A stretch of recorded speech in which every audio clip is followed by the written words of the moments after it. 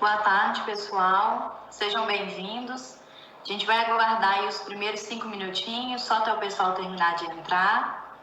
E aí a gente continua hoje, com esse bate-papo tão especial sobre consciência negra, os caminhos para se tornar um antirracista. Hoje nós temos um convidado especial, Dr. Eduardo Viana.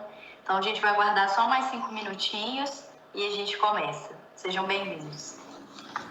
Senhoras e senhores, doutoras e doutores, lideranças da Gerdau Açominas aqui presente, trabalhadores da Gerdau Açominas aqui presentes.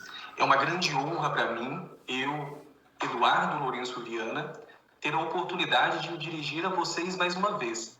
Digo mais uma vez porque no mês de julho, no dia 2 de julho, eu tive a oportunidade, num primeiro momento, num primeiro evento, juntamente com o professor Anderson, nosso grande mestre sapo da ACAFRO, nós tivemos a oportunidade de conversar um pouco, de tecer algumas considerações a respeito do racismo estrutural. No dia de hoje, dando continuidade a essa lógica de raciocínio, eu tenho a oportunidade de conversar com as senhoras e com os senhores a respeito dos caminhos para nós construirmos o chamado antirracismo, o combate ao racismo. Algumas pessoas podem pensar: poxa, mas num país tão miscigenado, é importante nós falarmos sobre consciência negra, sobre racismo e sobre antirracismo? Infelizmente, os números e, infelizmente, a quantidade de homicídios, a quantidade de ofensas, a quantidade de situações ruins às quais a comunidade negra está exposta, faz necessário, sim, nós falarmos em consciência, na chamada consciência negra. É importante dizer para vocês que toda essa live, toda essa apresentação que eu farei, ela não é tão relacionada, ela não está tão correlacionada apenas a fatores que eu tirei da minha mente ou algo que vem somente da minha cabeça. Isso tudo que vai ser dito aqui na tarde de hoje é fruto de uma intensa pesquisa, é fruto de de um intenso aprofundamento. Na tarde de hoje eu vou me inspirar principalmente em 2 autores. Um deles é o professor Adilson José Moreira. Ele escreveu diversos livros, um deles é esse aqui que eu estou mostrando para vocês, Racismo Recreativo. O professor Adilson José Moreira, ele foi o meu orientador no mestrado que eu desenvolvi na Universidade Federal de Ouro Preto. Fui orientado pelo professor Adilson Moreira e fui orientado também pelo professor Alexandre Bahia. O professor Adilson Moreira, hoje, é um dos maiores doutrinadores do direito, chamado direito antidiscriminatório. Inclusive, tanto a pós-graduação dele, o mestrado dele, quanto o doutorado dele foram feitos em Harvard. Uma outra pesquisadora muito importante que eu vou utilizar para embasar aquilo que eu vou dizer hoje, vocês talvez já tenham ouvido falar dela, é essa pesquisadora aqui, é a Djamila Ribeiro. A Djamila Ribeiro também é autora de diversos livros. O principal para a tarde de hoje é esse aqui, o Pequeno Manual Antirracista. O Pequeno Manual Antirracista, à época de nossa primeira live, ele estava entre os recordistas de vendas, e não apenas por ser o recordista de vendas, mas também pela qualidade do conteúdo que ela apresentou. Há cerca de 10 dias atrás, ela foi premiada com o Prêmio Jabuti. O Prêmio Jabuti é um prêmio muito importante da literatura brasileira que busca valorizar aquelas obras literárias de grande envergadura, de grande relevância. Em virtude de tantos acontecimentos negativos, fica evidente a importância, sim, de nós falarmos a respeito daquilo que nós conhecemos como antirracismo. Dentre os vários fatos negativos que existem, infelizmente, na sociedade brasileira, eu gostaria de pensar 2 especificamente que vocês devem ter observado na televisão nos últimos dias.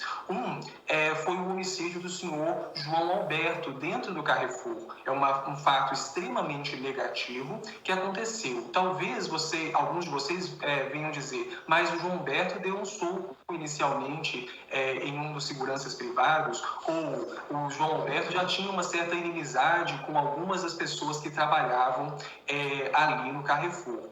Ainda que isso seja verdade, do ponto de vista jurídico, a reação dos seguranças é uma reação totalmente desproporcional. E aqui nós abrimos um parêntese importante para que nós todos possamos refletir. O parêntese que nós abrimos é o seguinte: seja o serviço de segurança pública, ou seja, os agentes policiais, seja o segurança patrimonial, ou seja, aquele segurança privado que faz a proteção do patrimônio, é muito importante que eles recebam um treinamento profissional tamanho para que a reação que eles vão apresentar diante de uma situação problema, e as situações problema elas vão acontecer, é importantíssimo que eles reajam com a intensidade e a forma adequada.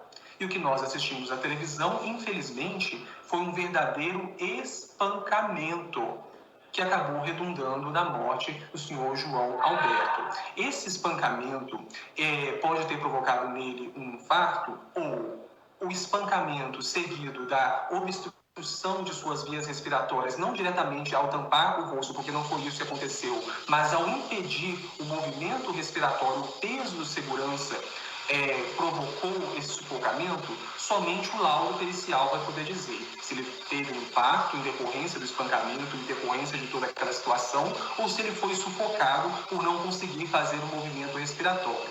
Mas o que é importante de ser dito é que, por que a população negra acaba falecendo, acaba morrendo em situações como essa, numa quantidade, num ritmo, numa quantidade numérica muito superior à da população branca? É algo que nós precisamos refletir e é algo contra o que nós precisamos nos manifestar. E um outro ponto muito importante, que talvez vocês tenham assistido nos noticiários nos últimos dias, é a questão da prefeita de Bauru. Bauru, uma história de mais de 124 anos, pela primeira vez terá uma prefeita negra, o que é algo muito importante para a comunidade negra. Porém, e infelizmente, ela foi alvo de uma série de comentários racistas nas redes sociais, e foi à delegacia para poder registrar a notícia crime desses acontecimentos, mas não apenas isso. Mesmo ela tendo ido à delegacia, se manifestado contra o racismo, isso acabou, na verdade, aumentando, intensificando essa situação de ódio. Por quê? Porque mandaram um e-mail para ela, não apenas repetindo uma situação racista, mas agora ameaçando a prefeita de morte, prefeita de Bauru, recém-eleita no último pleito. Essas duas situações mostram para a gente o quanto é importante nós construirmos mecanismos antirracistas. Bom, o Brasil, ele se construiu sobre diversas matizes genotípicas e fenotípicas. Genotípicas entendidas como a carga genética que a pessoa apresenta, e fenotípica entendida como a forma que essa carga genética se expressa. Nós temos os indígenas, nós temos a população negra, nós temos a população europeia predominantemente branca, temos a população asiática, dentre diversos outros povos. Esses povos todos contribuíram, de fato, para a formação da cultura brasileira. O Brasil, muitas vezes, ele, quando vai comentar sobre o racismo, as pessoas se sentem desconfortáveis e dizem: mas eu não sou racista, eu não tenho uma postura racista. Mas, na realidade, é muito difícil a pessoa, de fato, não ser racista quando o Brasil todo se estruturou sobre a mão de obra escrava. Então, ainda que a pessoa não seja racista ou não se reconheça racista, nós vamos perceber aqui, em alguns momentos e algumas falas que eu vou apresentar, e eu espero tocar o coração de vocês, espero tocar a mente de vocês, no sentido que a gente comece a perceber o quanto o racismo permeia cada um de nós. Mas, se existe esse racismo dentro das pessoas, e por que será, então, que as pessoas não afirmam e não reconhecem esse racismo, principalmente diante de uma diversidade tão grande de pessoas que formaram o nosso povo? Essa forma de enxergar e de trabalhar o racismo, escondendo o racismo, interiorizando o racismo, ela vem principalmente de uma cultura que se desenvolveu a partir de Gilberto Freire. Gilberto Freire foi um importantíssimo sociólogo brasileiro do início do século XX. E é importante destacar que os trabalhos de Gilberto Freire, eles lutaram para se contrapor, para superar um mito que permeava os autores dos Estados Unidos e da Europa. Esse mito se baseava na ideia de um racismo que eles chamavam de racismo científico. Na Europa, do final do século XVIII, durante todo o século XIX e nos primeiros anos do século XX, não apenas havia pessoas racistas, que se reconheciam como racistas, mas havia pesquisadores que escreviam de uma maneira racista. E esse racismo científico ele influenciou muito a sociologia. E Gilberto Freire, com muita inteligência, ele falou, aqui no Brasil é diferente. Tentando combater e tentando se contrapor ao racismo científico que existia na Europa e que existia na América do Norte, ele escreveu novas obras. Ele escreveu uma obra muito importante, que é essa daqui, Casagrande e Senzala. Vocês já devem ter ouvido falar e eu comentei um pouco dela em nossa primeira live. Naquele momento, ele fala o seguinte: o Brasil é formado por diversos povos e existe uma harmonia entre esses povos.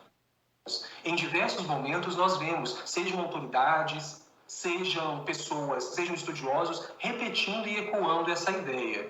A iniciativa dele foi boa, a vontade dele foi muito boa. Ele tentou superar o racismo científico que permeava os pesquisadores de sociologia. Por outro lado, e infelizmente, ele, para superar esse racismo, ele colocou um véu sobre os olhos das pessoas. Nós não estamos criticando a envergadura e a importância do livro, mas só que ele acabou não atingindo o objetivo que pretendia. Por quê?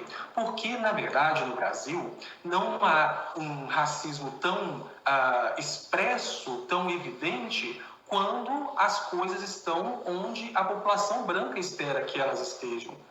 O racismo no Brasil, ele se expressa principalmente quando o negro ele tenta ocupar algum tipo de espaço que a sociedade não quer que aquele negro ocupe. Vou dar brevemente um exemplo só para vocês terem a noção do que eu quero dizer. Quando eu fiz a faculdade de Direito, eu enfrentei algumas situações estranhas durante a graduação. Eu e uma outra aluna éramos os únicos dois negros na sala. Então, um curso bastante procurado, de uma universidade federal, cerca de 50 pessoas na sala, 48 pessoas brancas e 2 pessoas negras apenas. O tratamento que eu e essa outra pessoa recebíamos por parte dos colegas não chegava a ter aquele coleguismo e aquela harmonia que se espera dentro de um curso, seja de uma graduação, seja de uma escola regular. Não havia esse contato, esse aprofundamento tão intenso. Mas essas mesmas pessoas que não nos tratavam com o mesmo coleguismo que era de se esperar dentro de uma mesma turma, tratavam extremamente bem o porteiro. Aqui nós vamos chamar apenas de senhor Antônio, só para dar um nome à pessoa, não era esse o nome dele, mas eu vou falar Antônio para vocês saberem. Seu Antônio, porteiro da Faculdade de Direito, prédio da Faculdade de Direito, hoje ele já é aposentado, não é esse o nome, volto a dizer, mas só para vocês terem uma noção, hoje ele já é aposentado. Pois bem, ele era extremamente bem tratado pelas pessoas, como se fosse um tio até, tio Antônio, vamos assim dizer. Mas por que esse senhor Antônio era tão bem tratado e por que pessoas negras da própria sala, com boas notas, fazendo bem o curso, não são tão bem tratadas? Do ponto de vista da sociologia, o que nós vamos responder, o que nós vamos dizer é que, enquanto a pessoa negra está ocupando o locus que a sociedade espera que ela ocupe, não desmereço nenhuma das profissões que eu vou falar. Cada um sabe a dor e a delícia, cada um sabe onde o próprio calo aperta. São todas profissões importantes, mas É lógico que a pessoa que estuda, ela busca crescer, ela busca se desenvolver. Então, enquanto o negro ocupa o lugar como um segurança, como um motorista, como um porteiro, como uma cozinheira, como uma faxineira, ele é tratado com, entre aspas, respeito, porque ele ainda está, de certa maneira, dentro de uma profissão que é esperado que ele ocupe de fato. Então, existe uma espécie de condescendência. Não é nem tratamento com educação, vocês já devem ter presenciado pessoas maltratando outras pessoas negras, é apenas uma condescendência. Agora, a pessoa negra, quando ela ocupa algum tipo de cargo de liderança ou quando ela está buscando algum tipo de desenvolvimento, isso incomoda. É o caso da prefeita eleita de Bauru. As pessoas se organizaram e praticaram, no mínimo, o crime de injúria racial contra ela. Praticaram, no mínimo, o crime de ameaça contra ela. E é lógico que tudo isso vem do racismo que permeia o Brasil. Então, nós precisamos desenvolver mecanismos, primeiro, para identificar esse racismo que, sim, está dentro do coração de cada um de nós, saber identificar esse racismo, e a partir dessa identificação que nós consigamos construir mecanismos para nos tornarmos antirracistas. E quais seriam, então, esses mecanismos? Um primeiro ponto que eu gostaria que vocês soubessem é a importância da leitura. A leitura de trabalhos científicos sérios, artigos científicos, livros, especialmente de autores negros que falem a respeito do racismo. Comece pelos autores negros, porque você vai estar dando um lugar de fala, uma linha de raciocínio a partir da fala negra.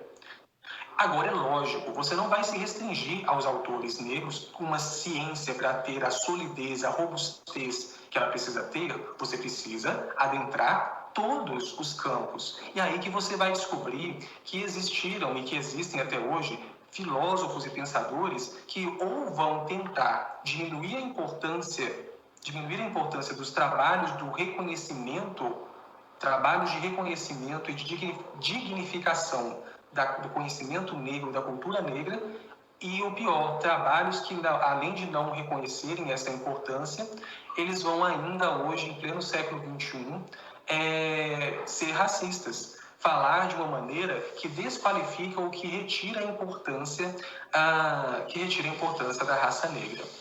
É importante também que vocês saibam o seguinte: não é apenas a população negra quem sofre com o problema do racismo, é principalmente a população negra. Mas o racismo ele é um prejuízo para toda a sociedade. Por que eu digo isso? Quando você tem uma população que recebe salário inferior, quando você tem uma população que tem baixo acesso à educação, baixo acesso à saúde, o que isso gera? O que isso provoca? Isso provoca uma verdadeira exclusão. Isso provoca um círculo vicioso de miséria. E o Brasil tem por hábito apenas remediar o sintoma, mas não combater a doença. Qual é o sintoma, por exemplo? A violência. Existe muita violência nos ambientes de vilas, existe muita violência nos ambientes de favela, existe muita criminalidade nesses ambientes. Mas pouco se faz para combater aquilo que causa esse problema, que é a miséria. Aí você pode virar e falar: doutor, professor, você enquanto advogado está dizendo que a miséria que faz as pessoas se tornarem pobres, que a miséria que faz as pessoas se tornarem bandidos ou que irem para o caminho da criminalidade? Do ponto de vista da sociologia jurídica, entendam bem o que eu vou dizer. Não há nada mais natural e esperado do que a ocorrência de algum tipo de criminalidade.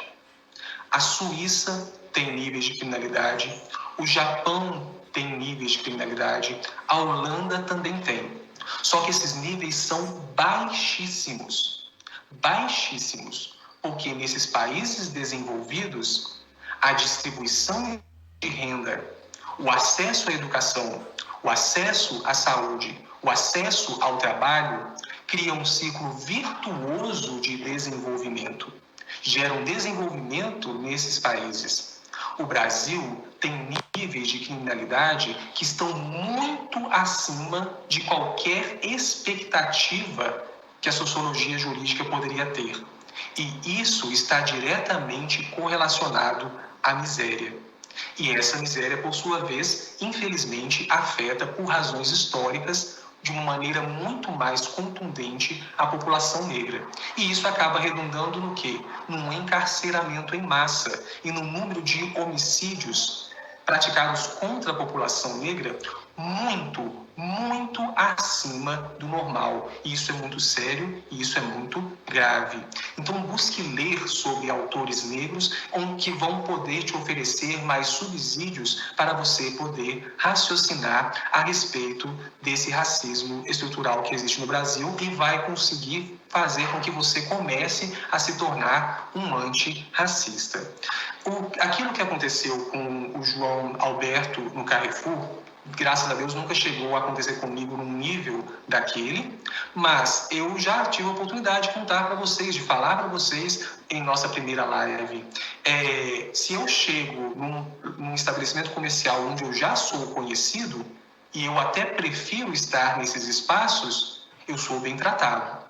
Agora, se eu estou de bermuda e camiseta num estabelecimento comercial onde eu não sou conhecido, eu percebo uma excessiva presença dos donos do estabelecimento ou dos seguranças do estabelecimento. É um olhar diferenciado que nós negros acabamos recebendo nesses espaços. Nós vamos caminhando e a pessoa, dentro de uma falsa educação, que eu prefiro dizer condescendência, simplesmente, e na verdade, até uma fiscalização, a pessoa fica excessivamente atrás de você antes mesmo de te dar a oportunidade de poder escolher o produto que você quer. E isso acaba fazendo com que você não esteja à vontade dentro daquele ambiente, o que acaba fazendo com que muitos de nós negros acabemos comprando em estabelecimentos específicos. Você tem o poder aquisitivo para comprar, você trabalha, você sabe aquilo que você quer, mas você não se sente às vezes à vontade para poder escolher, exatamente por causa dessa presença excessiva. A pessoa não é claramente racista, mas essa pressuposição de que a pessoa, ao invés de estar ali para comprar, está ali para fazer algum mal para o estabelecimento, isso com certeza é uma postura racista. Daí a importância, então, de você fazer leitura de obras que vão tratar a respeito do racismo. Um segundo ponto que é importante que vocês saibam é que nós precisamos enxergar a negritude. Como assim enxergar a negritude? Existem milhares de tons de pele, milhares de tons de pele. E, de fato, nós negros temos a pele mais escura, de fato, nós temos o cabelo mais largo, de fato, nosso cabelo é crespo, de fato, nós temos religião diferente, de fato, muitos de nós têm forma de falar diferente. Tudo isso é verdade, tudo isso é decorrência das nossas origens e da nossa genética, assim como acontece com a cultura japonesa, assim como acontece com a cultura europeia e com a cultura indígena, etc, etc.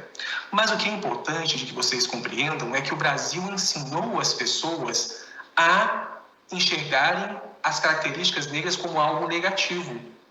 Então, o cabelo crespo, o cabelo encaracolado, muitas vezes ele é mal visto, ele é visto como algo feio. Isso veio mudando somente nos últimos 2, 3 anos. Hoje eu fico muito feliz de ver a minha filha com os cabelos bem cacheados, bem afro. Eu vejo muito feliz de ver as mulheres negras no Instagram e no Facebook exaltando o próprio cabelo. Da mesma forma, homens negros procurando fazer penteados que exaltem as nossas próprias características. Isso é negritude, isso não é feio e isso não pode ser recusado. Daí a grande importância desse vídeo lindo que a CAFO forneceu para nós, que a CAFO apresentou para nós, apresentando pessoas genuinamente negras e felizes de poderem contar a sua própria história. Parabéns para a Rose, parabéns para todo mundo que se apresentou, parabéns para o professor e contramestre Sapo.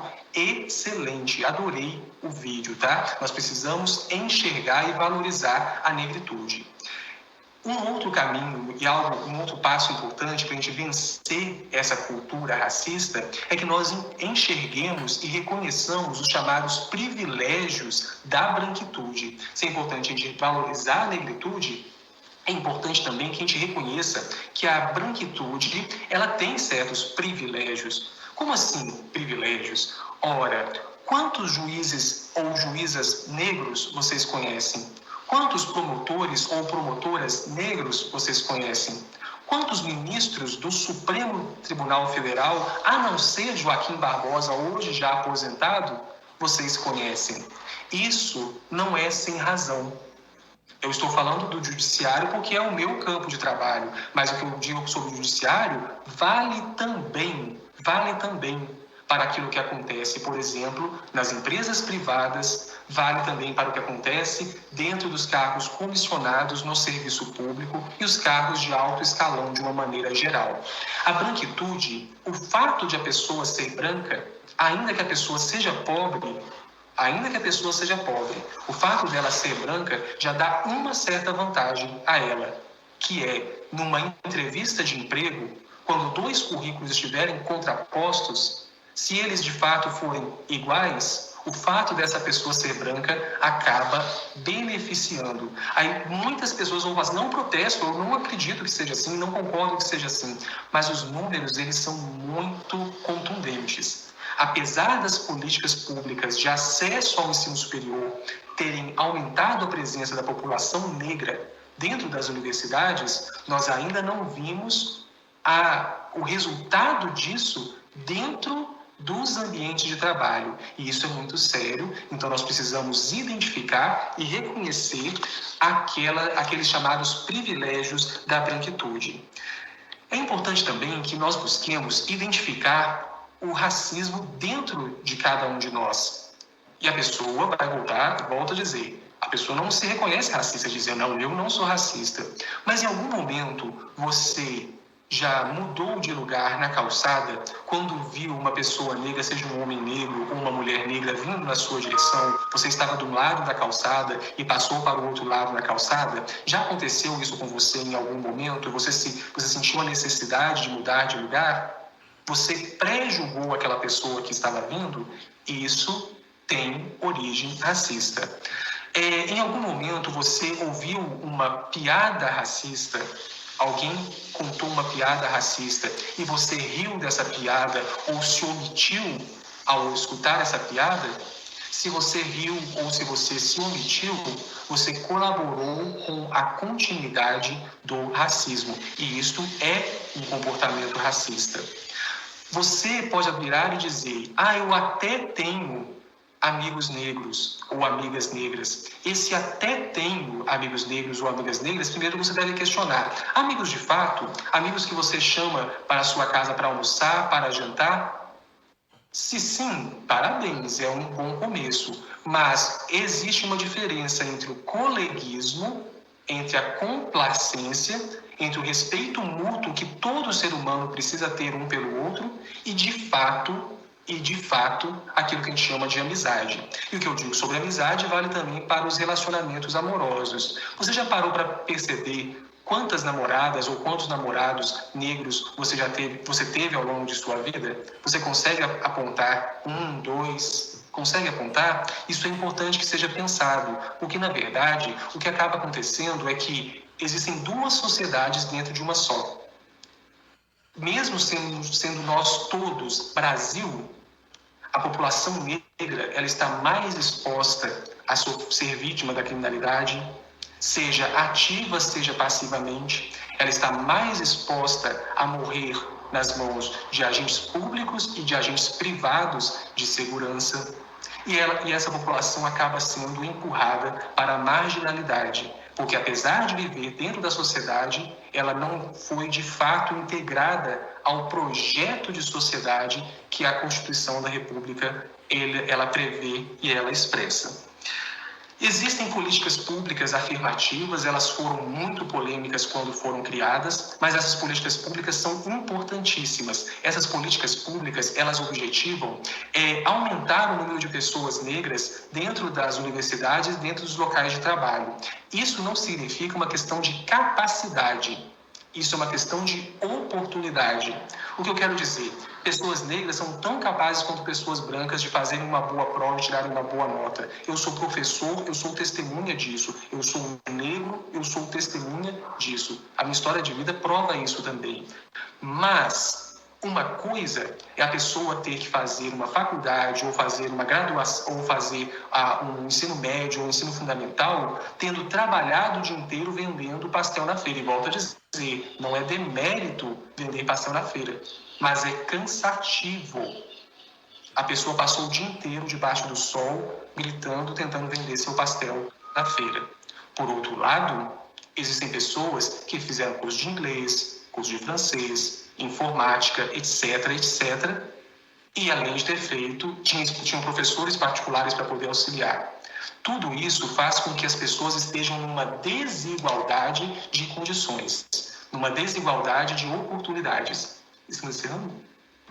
Aqui travou um pouco? Não, ok. Numa desigualdade de oportunidades. É importante que você busque questionar também a cultura que você consome.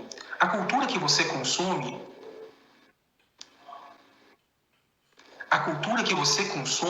essa cultura, ela de fato expressa a grande diversidade que a população brasileira expressa? Ou os filmes, as músicas que você assiste, que você ouve, elas reproduzem mais uma cultura americana, mais uma cultura europeia? Por que nós dizemos isso? Porque essa negação daquilo que é afro também é um ato de racismo.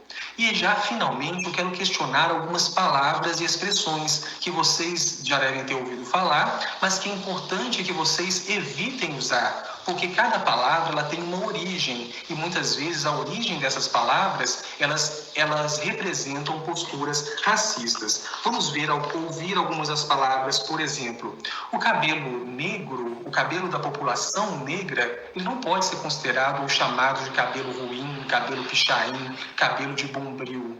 É um cabelo crespo, é um cabelo cacheado, é um cabelo afro, é um cabelo encaracolado. É um cabelo nem mais nem menos bonito do que qualquer outros tipos de cabelo. Então, evite a expressão cabelo ruim. Existe uma outra expressão muito comum que quando um trabalho é mal feito, as pessoas falam assim, isso aí é trabalho de preto ou coisa de preto, tentando associar que o trabalho feito pelas pessoas negras é um trabalho menos importante do que outros trabalhos. Evite essa expressão é extremamente racista. Uma palavra tão usual, denegrir, no sentido de prejudicar a imagem de alguém, difamar alguém. O que as pessoas não sabem é que essa palavra, etimologicamente falando, ela quer dizer tornar negro. Por que tornar negro seria algo ruim? É porque, historicamente, infelizmente, a cor escura, a cor preta, foi associada a coisas ruins dentro da cultura brasileira, e a cor branca, a cor alva, passou a ser associada a coisas boas. E isso acaba sendo internalizado em nossa cultura e tem que ser combatido e tem que ser evitado. A palavra doméstica, para poder representar as pessoas que trabalham em residências. A origem da palavra doméstica se refere a mulheres negras que faziam os trabalhos do lar, como cozinheiras, como faxineiras, mas já tinham adquirido um comportamento que os senhores de escravos brancos esperavam das pessoas negras escravizadas. Qual era esse comportamento? Era um comportamento domesticado, o que então faz com que eles associassem a população escravizada a um comportamento animalesco, o que é muito comum dentro da cultura racista, que é associar o negro a macaco, macaca ou algum outro tipo de animal. Há uma bestialização da população negra. Então, a própria palavra doméstica representa que essa pessoa, que essa mulher ela foi, entre aspas, domesticada, foi domada, foi adestrada para trabalhar dentro de uma casa. Então, utilizar essa palavra não é adequado. As pessoas usam muito o termo escravo, mas o ideal, o indicado, é que use a palavra escravizado. Porque a palavra escravo, ela subentende um comportamento passivo, como se as pessoas que foram trazidas da África tivessem sido trazidas naturalmente, como se elas já fossem escravas. Não, havia reis, havia rainhas, havia camponeses, havia agricultores, havia guerreiros que foram escravizados, trazidos à força, trazidos na marra, muitos faleceram. Nós, negros brasileiros e de todo o mundo, nós temos sorte de estar vivos. Nós somos filhos e filhas, netos e netas, bisnetos e bisnetas de sobreviventes. Quantas pessoas foram jogadas ao mar, principalmente no período de combate ao tráfico negreiro? Quantas pessoas foram jogadas ao mar, no oceano, para que os navios não fossem descobertos pela fiscalização feita principalmente pela Inglaterra? Quantas pessoas não foram mortas por violência? E quanto dessa violência, que sobretudo a mulher negra sofre até hoje, não é depositária dessa violência ancestral? Então, nós somos sobreviventes. E aquilo que eu estou falando para a nossa população, a população negra, vale também e vale muito para a população LGBTI, vale também e vale muito para as mulheres em geral, que hoje ainda, dentro do mercado de trabalho, acabam, por mais que estudem, por mais que tenham um belíssimo currículo, por mais que estejam dentro da mesma empresa, muitas vezes elas não recebem o mesmo reconhecimento e o mesmo salário. Aí nós já estamos falando então de uma cultura machista. O que eu quero dizer, quando eu falo antirracismo, não é só o antirracismo, é o antimachismo, é o combate que precisamos fazer à homofobia e à transfobia. É o combate que nós precisamos fazer ao chamado feminicídio, seja a mortandade da mulher branca, seja a mortandade da mulher negra. Tudo isso está extremamente enraizado em nossa cultura e precisa ser combatido. Uma outra expressão muito comum é a chamada lista negra, associando a cor negra a algo que seria ruim. E uma inveja branca. Veja para você ver, a lista negra é algo negativo e a inveja branca é uma inveja boa. Na verdade, a cor em si, ela não é em essência nem boa nem ruim. A cor em si, ela acaba sendo associada por um fator cultural. Bom, pessoal, eu não posso estender muito porque seria muito interessante ouvir as perguntas de vocês também. Eu vou terminar minha fala aqui agradecendo a oportunidade, uma vez mais, de dirigir às senhoras e aos senhores, agradecer a presença de todos vocês que aqui me ouviram nesses minutos falando de teorias antirracistas e de caminhos para nós construirmos o antirracismo. Em síntese, policie, esteja atento às palavras que você usa. Sobretudo, veja se você de fato tem amizade, relacionamento profundo com pessoas negras, ou se você as evita, seja na rua, seja no trabalho. Verifique se você, ao escutar uma piada racista, você fica ali caladinho. Não basta você não ser racista. Você precisa ser antirracista. Essa frase não é minha, não é do professor Adilson José Moreira, não é da Djamila Ribeiro. Essa frase é de Angela Davis, uma americana, uma pesquisadora estadunidense. Ela foi uma das fundadoras do grupo Panteras Negras. Se a gente for comparar e pensar nos Estados Unidos, que tem uma robustez maior de pesquisa sociológica sobre o antirracismo, nós temos, de um lado, Martin Luther King, extremamente pacifista, porque era um pastor, porque era um cristão, e também porque foi influenciado por Mahatma Gandhi, Mohandas Karamchand Gandhi, o Mahatma Gandhi, de lutas pacíficas, e ele ajudou na conquista dos direitos civis americanos. Mas, por outro lado, em vários momentos, a gente precisa de de uma forma um pouco mais incisiva, de uma forma um pouco mais combativa. E dentro desse contexto, Malcolm X, com seu grupo também de luta pelos direitos civis, e a Angela Davis com os Panteras Negras, eles conseguiram também mostrar que nós não somos passivos dentro desse processo. E não apenas nós, negros, não podemos ficar passivos, mas é um convite que se faz a toda a população.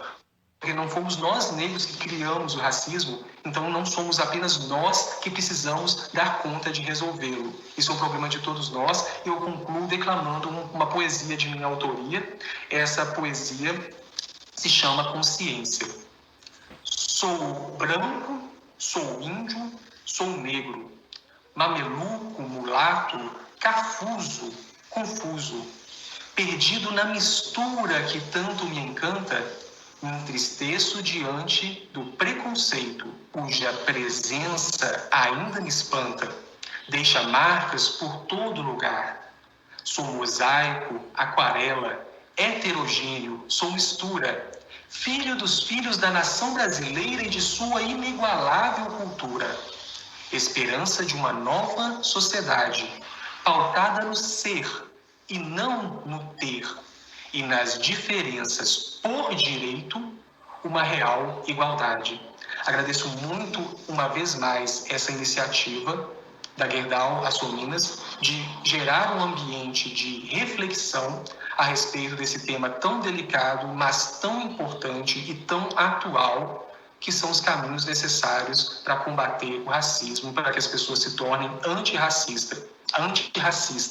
Sim, existem novos caminhos possíveis, novos caminhos de respeito à raça negra, à população negra, caminhos de respeito à população LGBTI, caminhos de respeito às mulheres em geral e às mulheres negras em especial, que acabam, infelizmente, sendo as mais massacradas dentro dessa sociedade tão desigual que é essa em que nós vivemos. Mas não precisa ser sempre assim. Estou aberto a perguntas e é uma grande honra ter conversado me dirigido às senhoras e aos senhores. Obrigada, doutor Eduardo. O Luiz vai olhar aí para nós no chat as perguntas, né, Luiz, por gentileza. Isso mesmo. Boa tarde, doutor Eduardo. Boa tarde, Luiz. Como tem passado? Parabéns, doutor Eduardo, pela belíssima fala, muitos aprendizados, mais uma vez, né? Então, assim, muito parabéns aí pela fala do senhor. Vamos lá para as perguntas. A primeira pergunta, doutor: por que é importante conversarmos sobre o racismo, antirracismo e consciência negra? Certo, Luiz. Quando a gente fala de um país tão diverso, era de se esperar que existisse aquela harmonia social que o Paulo Freire previu. Só que nós não alcançamos ainda essa harmonia social. As pessoas negras, nós negros, nós somos muito mais vezes vítimas de homicídio, vítimas de espancamento, vítimas de um encarceramento em massa. É como se as cadeias, quando a pessoa paga imposto, paga tributo, a pessoa estivesse pagando para ser presa. Isso acaba fazendo com que a população negra ela seja muito mais massacrada do que a população branca. É como eu havia dito, é como se o negro brasileiro e o branco brasileiro morassem em países diferentes. Nos bairros mais ricos das grandes cidades, o número de pessoas que são assassinadas é um número baixíssimo, equivale a cidades e estados inteiros da Europa. Por outro lado, dentro dessas mesmas cidades, nas regiões mais periféricas, é como se a pessoa morasse no Haiti. Duas realidades dentro de um mesmo país. Então, é importante saber que a história negra é uma história de luta. Se nós estamos aqui, nós somos sobreviventes, então é uma história bonita, sim, no sentido de que nós somos sobreviventes. Então, não é o sangue de qualquer pessoa que está aqui, não. É o sangue de guerreiros, de pessoas que sobreviveram a muita dificuldade. Mas é necessário, sim, nós falarmos em consciência, ressaltar o trabalho de pessoas negras como Zumbi dos Palmares e sua esposa Dandara, Abdias do Nascimento com os seus trabalhos no teatro negro e ressaltar a importância dessa consciência, dessa cultura negra. É nesse sentido que eu penso, Luiz. Excelente, doutor. Mais uma pergunta. Apenas a população negra sofre com os problemas recorrentes do racismo? Bem, a população negra é a mais atingida, por óbvio, né? A população negra ela acaba tendo baixos salários, ela acaba sendo mais fortemente atacada pelo desemprego. A TV noticia diariamente, dentro desse cenário de pandemia, o número de desempregados negros, desempregados em geral, tá? É lógico, mas o número de desempregados negros é maior, e maior ainda entre as mulheres negras que são arrimo de família. Pessoas negras que, se tivessem um bom acesso à educação, um bom acesso à saúde, se tivessem mais oportunidades, essas pessoas poderiam fazer com que o nosso país vivenciasse o mesmo ciclo virtuoso que outros países já enfrentaram. A Europa nem sempre foi o paraíso, entre aspas, que é hoje. Nem sempre foi esse continente tão bem desenvolvido. Durante o período medieval, nós tivemos na Europa diversas pestes gravíssimas, como a peste negra, por exemplo. Essa peste que é decorrente da transmissão de uma bactéria na pulga do rato, essa peste ela só se manteve por causa das condições de miséria que assolavam aquele continente. E observem hoje o quão desenvolvido ele é, por questão de investimento em educação, de investimento em saúde. Então, a gente precisa parar de enxugar gelo, de só encarcerar a população negra e começar a dar oportunidades. Porque se nós somarmos pardos e negros, alcançamos 56% da população. Os outros 44% realmente brancos acabam sofrendo com o problema do racismo na medida que a sociedade pode acabar sendo engolida pela miséria, engolida pela violência. Não é inteligente de nossa parte continuarmos a deixar que um verdadeiro câncer chamado miséria consuma as periferias de nossas cidades. Muito bom, doutor. Doutor, o que seria esse mito da democracia racial? Isso, retomando o que eu falei alguns momentos atrás, Gilberto Freire, né, autor desse livro aqui. Esse meu livro é uma edição de 2003, mas se não me falha a memória, a primeira edição de Casagrande e Senzala foi em 1934. Gilberto Freire, um grande sociólogo, muito angustiado com o racismo científico que imperava na sociologia, principalmente estadunidense e europeia, tentou encontrar mecanismos para mostrar que aqui no Brasil era diferente. Como o Brasil é um país de fato muito miscigenado, ele colocou no lugar dessa proposta tão racista e tão negativa, ele falou, não, aqui nós tivemos a contribuição de diversos povos. Então o Brasil atingiu a harmonia social.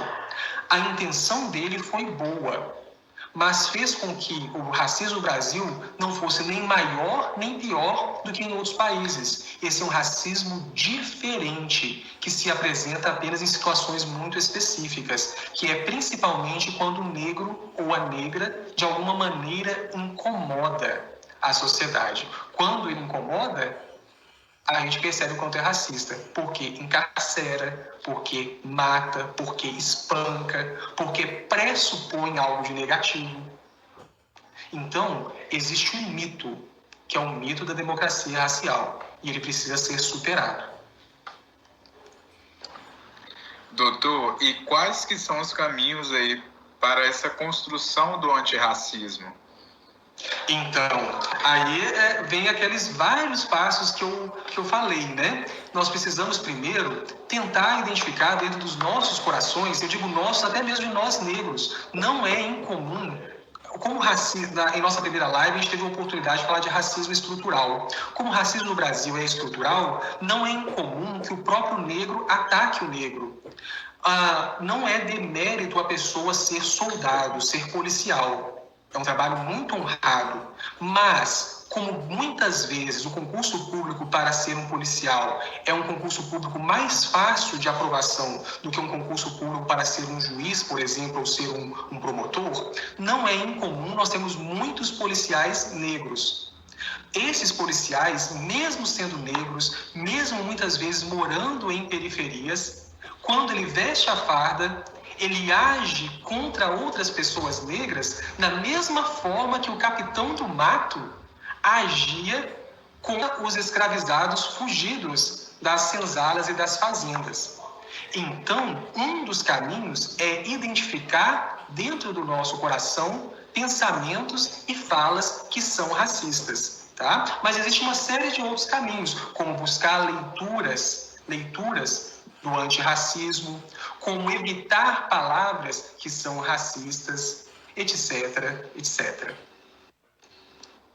Doutor, essa foi a última pergunta que a gente recebeu aqui. Eu queria te agradecer aí mais uma vez pela fala de muito aprendizado, muita reflexão. Agradecer também aí por todos os nossos colaboradores, né, que participaram juntamente com a gente aí na live. Muito obrigado. Eu agradeço a você, Luiz, agradeço a Sabrina, toda essa atenção, esse espaço que vocês me deram, tá bom? Agradeço a cada um de vocês, cada um e cada uma de vocês que me ouviram nessa tarde. Foi uma grande honra para mim. Sejamos todos antirracistas. A Sabrina acabou de me falar aqui que ela vai passar um vídeo aí pra gente da Cafro. E aí a gente vai encerrar a live com esse vídeo. Muito obrigado. Foi uma grande honra. Agradeço a todos e a todas. Pessoal, para a gente finalizar, né, obrigada a todos os participantes. Eu vou só passar de novo o vídeo da Cafro, que foi feito com muito carinho para esse momento, né? Para aquelas pessoas no início que não puderam aí visualizar, que não puderam assistir, para que vocês tenham o prazer de poder ver esse vídeo maravilhoso. E logo em seguida do vídeo eu encerro a live, tá? Então, muito obrigada. Obrigada ao doutor Eduardo, né, mais uma vez pela sua disponibilidade, pelas suas belas palavras e reflexões. Foi uma honra ter, né, você conosco aqui. Vamos marcar sempre outros encontros, porque eu acho que esse tema ele não pode ser, né, refletido, ele não pode vir só na mídia e nos comentários, só no 20 de novembro ou só no mês de novembro. A gente precisa de uma reflexão constante, né? Então, muito obrigada a vocês, tenham uma ótima tarde.